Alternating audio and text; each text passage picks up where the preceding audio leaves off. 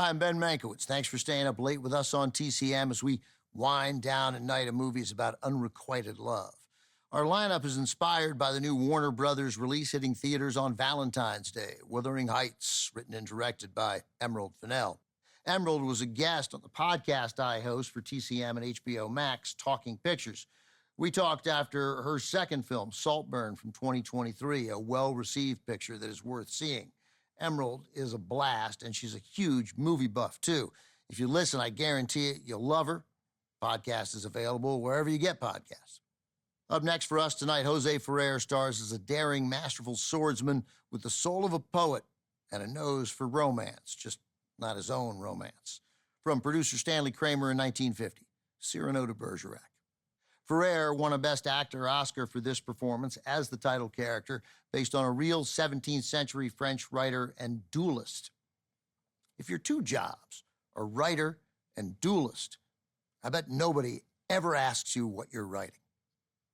In the film, Cyrano is in love with a beautiful woman named Roxanne, but he doesn't believe she could ever return his affection because of his prominent nose.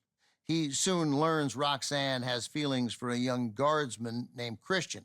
Then, in a strange twist of events, Cyrano finds himself writing love letters to Roxanne on Christian's behalf. You may be familiar with the story from the completely charming 1987 romantic comedy Roxanne, written by Steve Martin, who also stars opposite Daryl Hannah.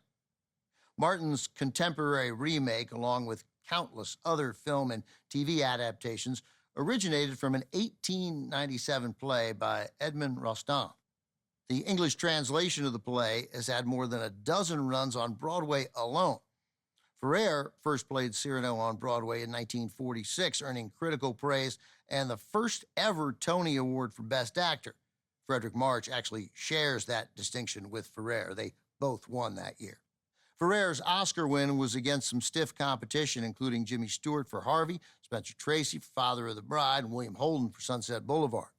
Ferrer was so sure he wasn't going to win that he didn't attend the ceremony.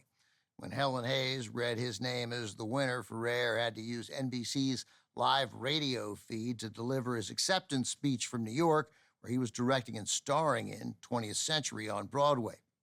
He told listeners it was just the beginning for Cyrano, and he backed that up by revisiting the character in several other stage and television productions throughout his career.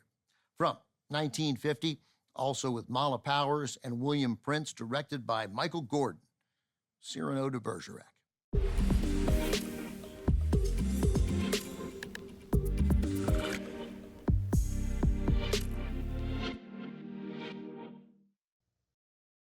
Despite his success playing Cyrano on Broadway, Jose Ferrer wasn't initially attached to any of the big screen Hollywood versions in development during the 1940s. Universal reportedly tried to secure the rights to the English translation of the French play for Laurence Olivier, who coveted the role.